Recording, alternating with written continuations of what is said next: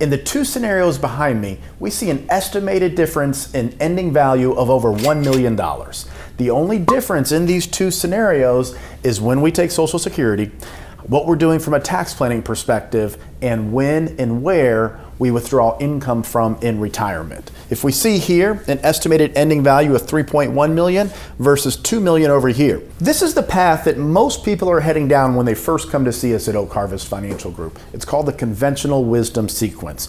It's called that because people have been doing it this way for decades. It's taking Social Security, typically when you retire, deferring your IRA accounts out as long as you possibly can, and then living off your non-IRA assets.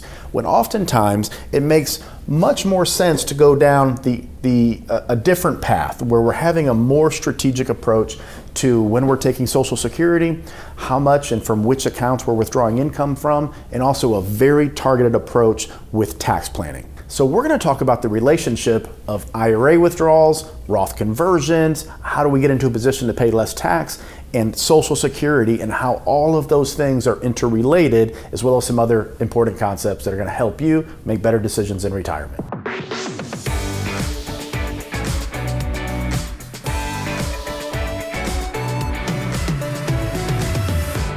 Hi, I'm Troy Sharpe, CEO of Oak Harvest Financial Group, certified financial planner professional, host of the Retirement Income Show, and a certified tax specialist. Usually when people reach out to us, it's when they hit this point, I call it the light bulb moment, where all of a sudden the realization sets in that every single decision we make in retirement is interrelated. It impacts another aspect of retirement.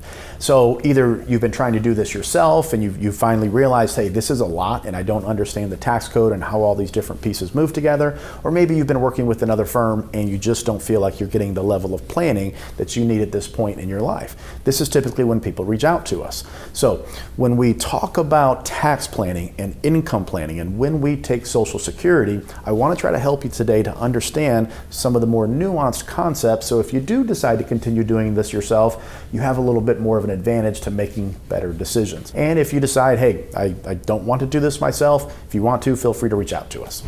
So a lot of times what we see is when someone is thinking about doing Roth conversions, they typically want to target a specific tax bracket. Now, that may or may not be right for your particular situation, but there are concepts that you need to grasp in order to help identify how much is the correct amount to do. These concepts are called add-ons and reductions.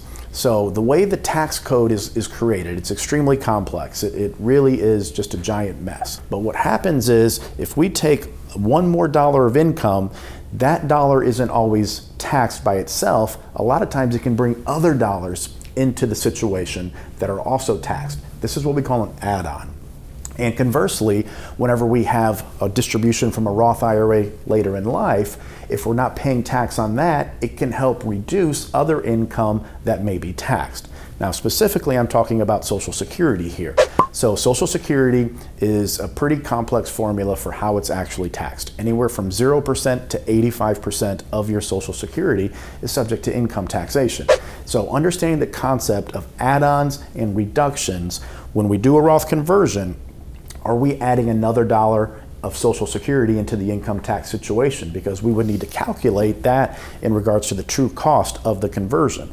And then again, on the other side of that coin later on in life, what is the benefit if we do the Roth conversions today? Are we saving from Social Security taxation, income taxation, possibly IRMA adjustments, which is what we call an income-related monthly adjustment amount for your Medicare premiums, and then also net investment income tax, which could be an additional tax on your capital gains and dividends. Not to mention anything that may be created legislatively over the next 5, 10, 15, 20 years to where if you hit a certain level of income, now they're bringing other add-ons into the picture. I doubt they're going to bring many reductions into the picture, but that's up to us to help build a plan that protects from those types of things impacting you negatively in the future. Okay, so we have two scenarios right here. This is the conventional wisdom. Just want to kind of show you here. So high level, projected values, taxes going down this path, $800,000 versus a more strategic approach, $266,000. So let's call it about a $540,000 difference in taxes paid. But it provides a much higher estimated ending value at the end of the retirement plan. $2 million over here versus 3.1, so an additional $1.1 million in your account balances by taking a more strategic approach here. Now I want to jump into the analysis of the base case and show you some of these add-ons and reductions when we do the comparison, so you can start to not just conceptualize, but actually see with numbers and dollars what it is I'm talking about. In both of these plans, everything is identical except the amount we're doing Roth conversions, when we're taking Social Security, and from where and how much IRA, non-IRA, Roth IRA, we're making withdrawals for retirement income. The spending plan in both of these is $100,000 per year, increasing over time for inflation. The longevity is 30 years, so retirement date until plan expiration. So everything's the same. The only thing we're looking at here is planning and to create the difference in estimated ending value and reduction in taxes. So here's just a visual breakdown of the composition of the account. So it's $400,000 in what we call a non-qualified account. So that's a taxable account, either in the bank or a brokerage, but outside of an IRA. Then we have his IRA and her IRA represented by the blue and the green. Okay, here's the base plan. We see the deferral of the IRA, the tax deferred dollars. We're not taking any withdrawals out. So this is what we call an overtime withdrawal plan. So with the base strategy over time, what is the withdrawal strategy? Well, pretty simple. We're deferring the IRAs and we're starting to take out of the taxable account, the non-IRA account, while also taking Social Security. So in this example, both husband and wife are 65 years old, retiring right now, January 2023. They want to start taking income out of the portfolio as well as turning Social Security on.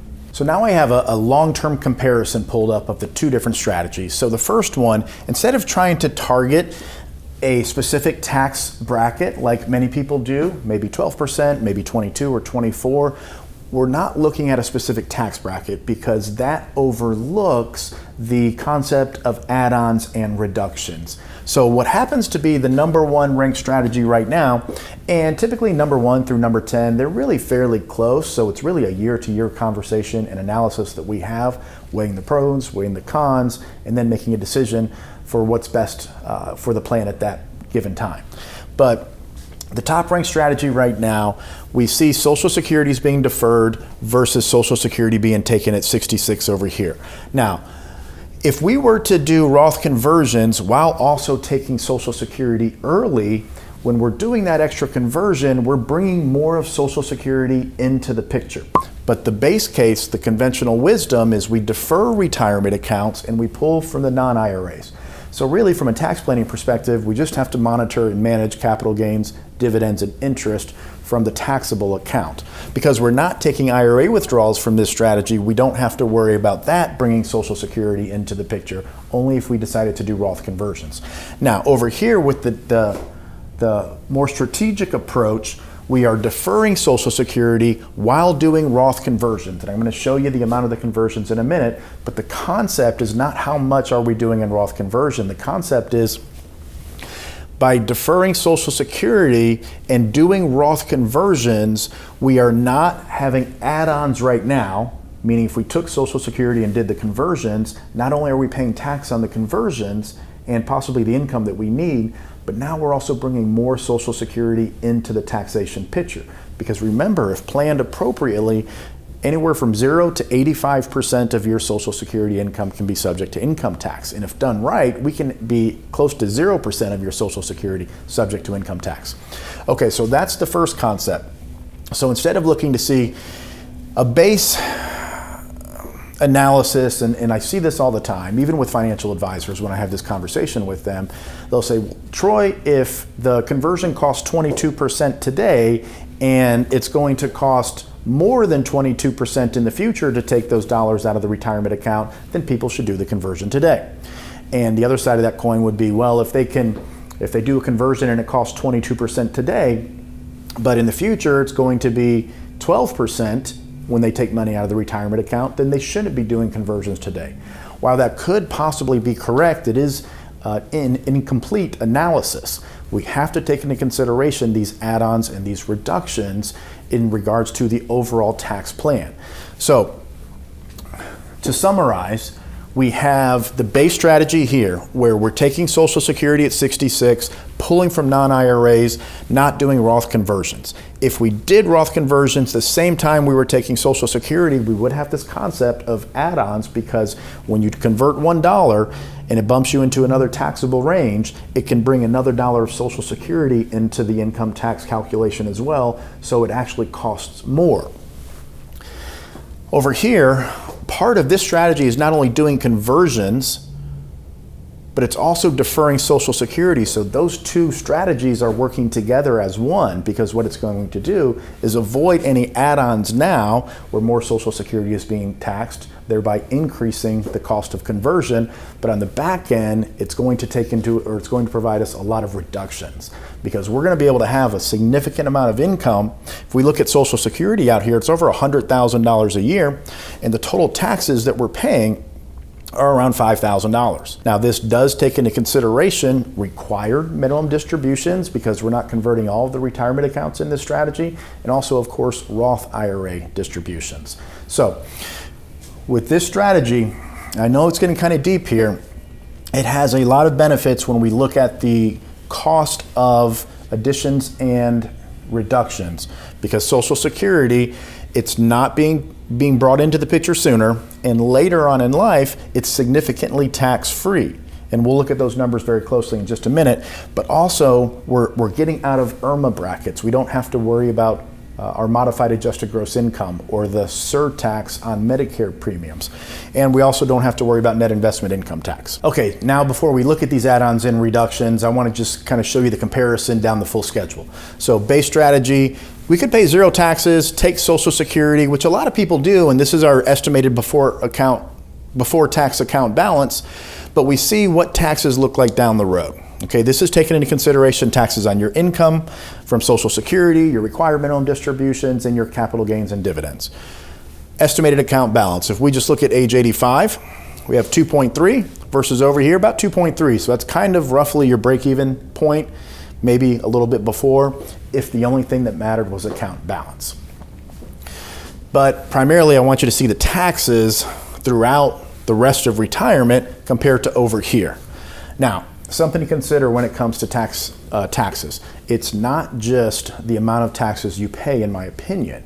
It's the tax risk you carry.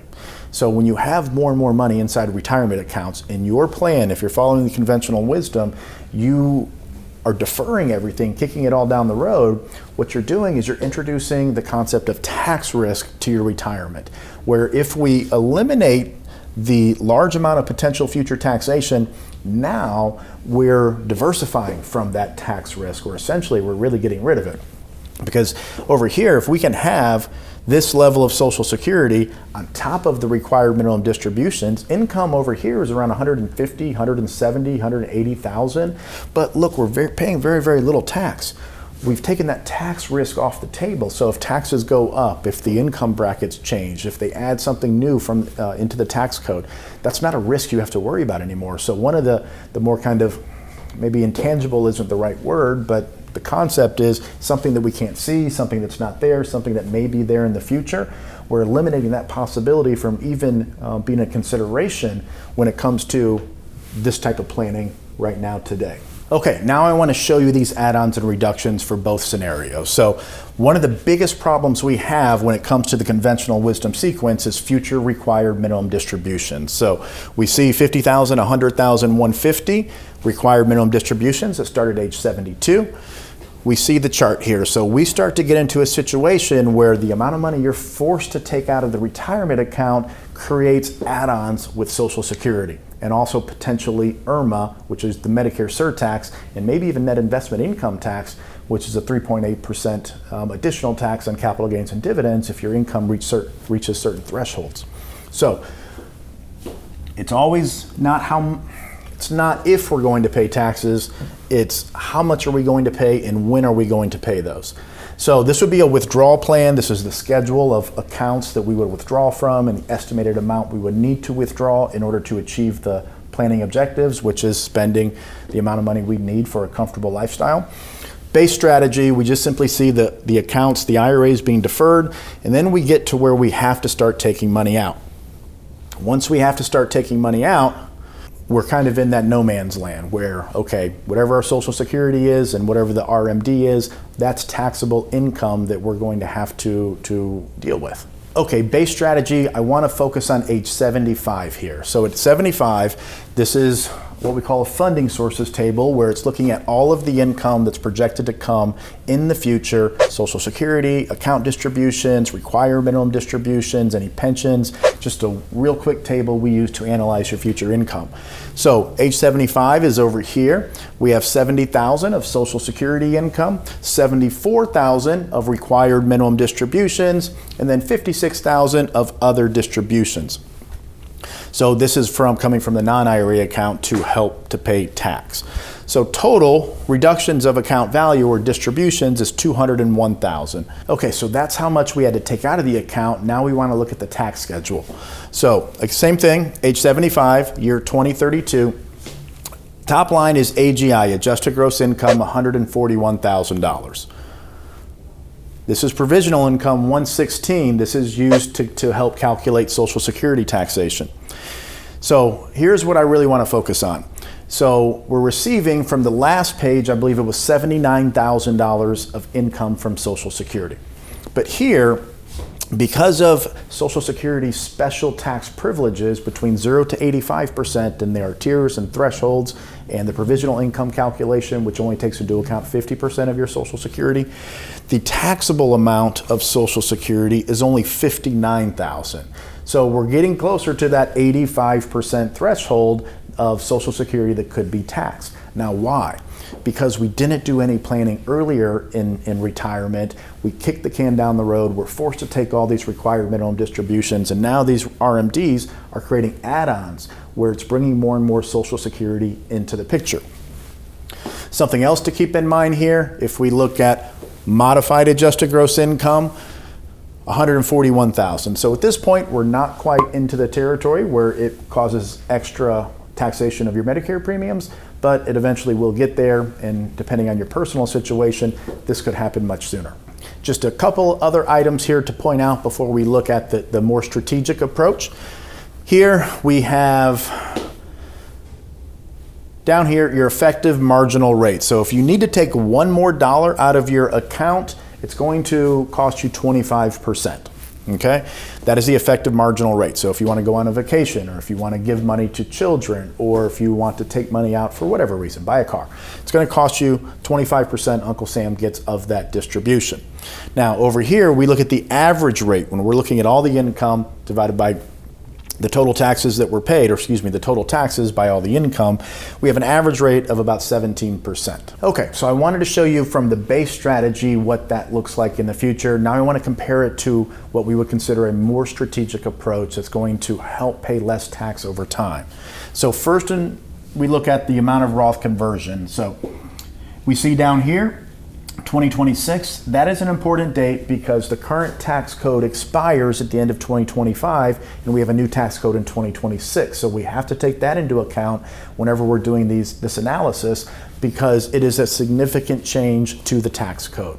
So the rates don't change too much, but it's the brackets that are going to compress. So as a rough estimate, you could have around $350,000 of income right now, and you're not out of the 24% bracket if you're married filing jointly. But that is going to be cut in half to around $175,000 in 2026. Now, that was the 2017 brackets. They do adjust upwards for inflation, so it'll probably be a bit higher than that. But the point is, you have this massive opportunity to take advantage of these higher tax the range of the tax bracket, and they are pretty much going to be cut in half in 2026.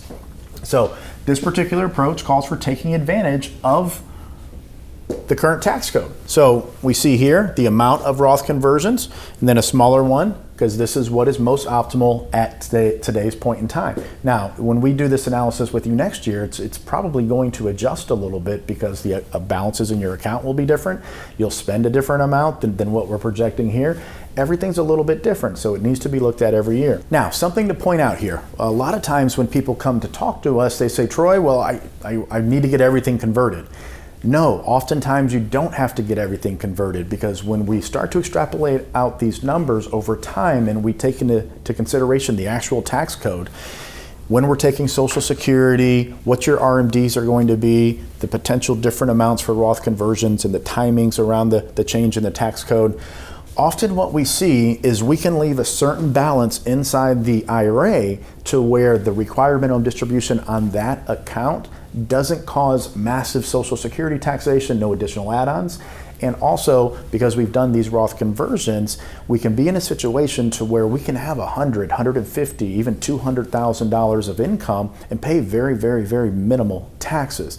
So it's finding a balance. It's finding an equilibrium point to where the cost of the conversion with respect to the add-ons and the potential reductions in the future compared to not doing it, and what the cost of withdrawals in the future will be when you add back in those add-ons and potential reductions. So I just wanted to point this out, that so husband and wife in this scenario have an IRA. One of them is being fully converted.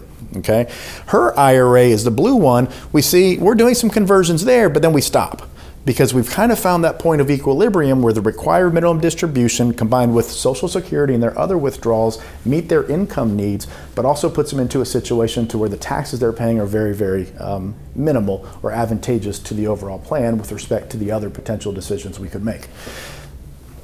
Non-IRA is the gold, the Roth is purple, and the Roth is over here. Briefly, I want to show you what the withdrawal plan would look like. So we're taking this amount from the non-IRA accounts. We're taking this amount from the IRAs. These are conversions. These are withdrawals.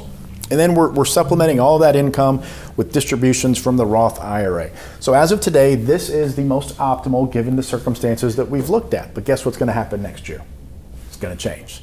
Not drastically usually, but absolutely does change. And if we want to stay on top of this, we want to try to be as accurate as possible. Okay, now we want to look at the comparison. So we have the funding sources chart here where we have $95,000 coming from Social Security at age 75. This is your required minimum distributions here. So only $25,000 of required minimum distributions. Then if we go over to the tax schedule, age 75, so adjusted gross income is $57,000, modified adjusted gross income $57,000. So the one cool thing, well, there's many cool things, but when it comes to Roth IRA account distributions, the tax-free income does not get added back into the modified adjusted gross income calculation. Whereas municipal bonds, if we use muni bonds for tax-free income, that interest income does get added back into the calculation for modified adjusted gross income and can create some additional add-ons for various items. So we have all the spending that we need. Our Social Security or guaranteed lifetime income is significantly higher with this situation. And when we look at the taxable amount of our Social Security, so $73,987 is the $31,489 is the taxable portion of our almost $100,000 Social Security. So now, because of what we've done earlier, we're seeing those reductions that I mentioned. So we're having the income that we need, but we're not bringing Social Security into the picture. We've actually reduced the amount of Social Security income that is subject to taxation. So now we start to look at the tier 1 and tier 2 for the thresholds of Social Security taxation. We have, if you guys are familiar with these, it's $32,044. So this is very important for determining what we would call a phase-in of Social Security taxation. Long story short, it's advantageous because it creates less taxation of our Social Security, and this is how we get to the total taxes due of $4,218.